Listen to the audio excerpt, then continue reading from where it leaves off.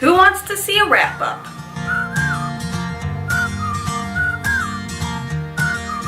Haven't even taken the bookmark out yet. Okay, welcome to Chronically Adventuring. I'm about to share with you the books that I read in January. So the first book that I read was Dreams from My Father by Barack Obama. So in December of 2018, I listened to Michelle Obama's new book, Becoming, and I listened to it on Audible, and it was amazing. It was probably like the best book I've ever listened to. It was narrated by Michelle Obama, and that just made it what it was. It was like I saw on Instagram, someone said it was like you were sitting down to have coffee with Michelle, and that's sincerely what it felt like. It was her life story, and it was amazing. So after that, I immediately listened to Dreams from My Father by Barack Obama. And I've got to say, it was great. It was really good. It was interesting to hear Barack's story right after listening to Michelle's. But I have to say, it was not my favorite audiobook. I don't know.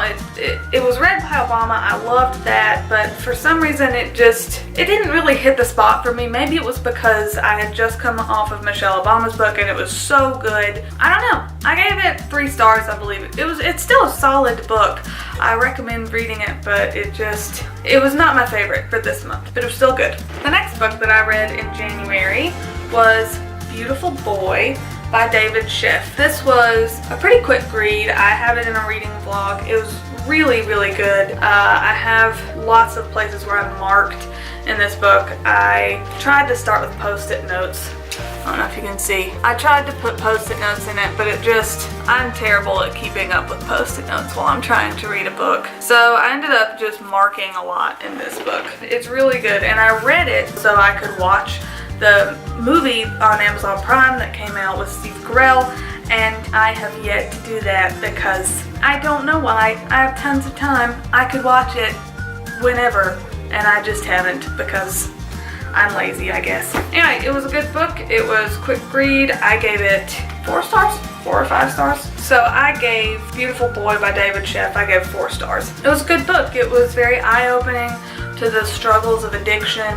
There was a lot in this book that I could personally relate to, and it was a great read, and recommend it for anyone who has ever been through a family member with addiction, or anyone who knows anyone, or who has been in a community where there have been struggles with addiction. It's very eye-opening, and ooh, I dropped it. It's a very good book.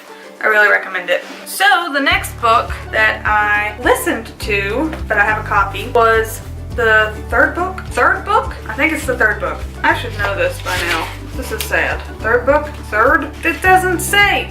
Third book. The third book in the Outlander series, Voyager by Diana Gabaldon. I don't know how to say her last name.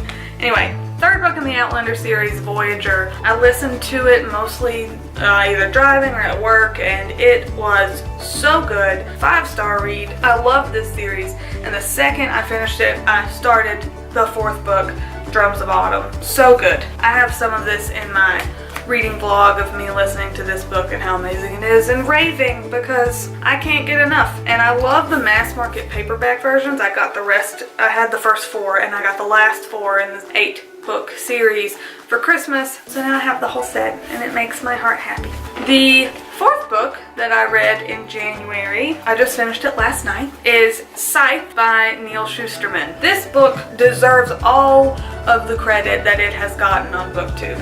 It really does. Like, it asks so many poignant questions about where we're headed with artificial intelligence, the urge to extend our lives and potentially live forever, and the consequences of that, and the questions of what makes life worth living. What would we do if we had all the time in the world? Would we use it to better ourselves, or would we become complacent? It deals with so many important themes, and I read this thing like wildfire. I mean, it took me a little while to read it because I would like read in spurts, but when I did read it, it was like, I couldn't put it down. It was amazing. It definitely deserves all of the hype, and I marked it in several places also. I don't know if it was clear when I showed you the book before, but like, I'll mark a page, I'll dog ear the page, which some people probably think is evil, but whatever. I'll dog ear the page where there's like a quote that I want and to remember, and then afterwards I will